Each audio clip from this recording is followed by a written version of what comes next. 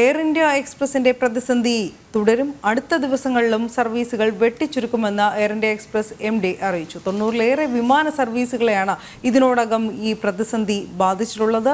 ചർച്ചയ്ക്ക് തയ്യാറാകണമെന്ന് ആവശ്യപ്പെട്ട് ജീവനക്കാർക്ക് air India Express MD Alok Singh കത്തും അയച്ചു. വിവരങ്ങളുമായി ജിഷ്ണു കൃഷ്ണൻ ചേരുന്നു. ജിഷ്ണു, ഈ ചെലവ് കുറഞ്ഞ വിമാന കമ്പനി ആയതുകൊണ്ട് തന്നെ നിരവധി അന്താരാഷ്ട്ര ആഭ്യന്തര യാത്രക്കാരൊക്കെ ആശ്രയിക്കുന്ന എയർ ഇന്ത്യ എക്സ്പ്രസിനെയാണ്. നിരവധി സർവീസുകൾ ഇതിനോടകം റദ്ദാക്കപ്പെട്ടു. വരും ദിവസങ്ങളും പ്രതിസന്ധി തുടരുമെന്നാണ് പറയുന്നത്.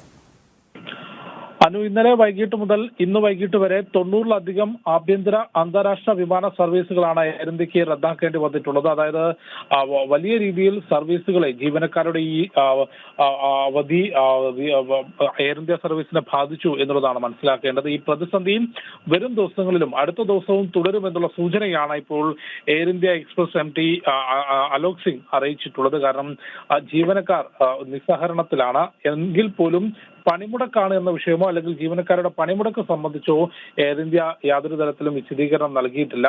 ജീവനക്കാരോട് ചർച്ചയ്ക്ക് തയ്യാറാകണം എന്നാവശ്യപ്പെട്ടുകൊണ്ട് എയർ ഇന്ത്യ MD കത്ത് നൽകിയിട്ടുണ്ട്. ഇന്നലെ വൈകിട്ട് മുതൽ മുൻ അറിയിപ്പ് നൽകാതെ ക്യാബിൻ ക്രൂ വിഭാഗത്തിലെ ജീവനക്കാരാണ് മെഡിക്കൽ ലീവ് കൂട്ടമായി എടുത്തിട്ടുള്ളത്. ഇതേ തുടർന്നാണ് എയർ ഇന്ത്യയുടെ ആഭ്യന്തര അന്താരാഷ്ട്ര സർവീസുകൾ തുടർച്ചയായി റദ്ദാക്കപ്പെട്ടത്. വിഷയത്തിൽ കേന്ദ്ര വ്യോമയാന മന്ത്രാലയം ഇടപെട്ടിരുന്നു. ഇത്രയധികം സർവീസുകൾ തുടർച്ചയായി റദ്ദാക്കപ്പെട്ടതിന്റെ കാരണം എയർ ഇന്ത്യ വ്യോമയാന മന്ത്രാലയം അന്വേഷിച്ചിട്ടുണ്ട്. എയർ ഇന്ത്യയോട് വിശദീകരണം ചോദിച്ചിട്ടുണ്ട്. നേരത്തെ എയർ ഇന്ത്യയുടെ ഭാഗത്തുനിന്ന് ഇതുമായി ബന്ധപ്പെട്ട് ഔദ്യോഗിക വിശദീകരണം വരികയും ചെയ്തിരുന്നു. യാത്ര തടസ്സപ്പെട്ടവർക്ക് പകരം സംവിധാനം ഉറപ്പാക്കും എന്നായിരുന്നു എയർ ഇന്ത്യ ചൂണ്ടിക്കാട്ടിയത്. പക്ഷേ വരും മണിക്കൂറുകളിലും ഈ പ്രതിസന്ധി തുടരും എന്നുള്ളതാണ് എയർ ഇന്ത്യ ചൂണ്ടിക്കാട്ടിയിട്ടുള്ളത്.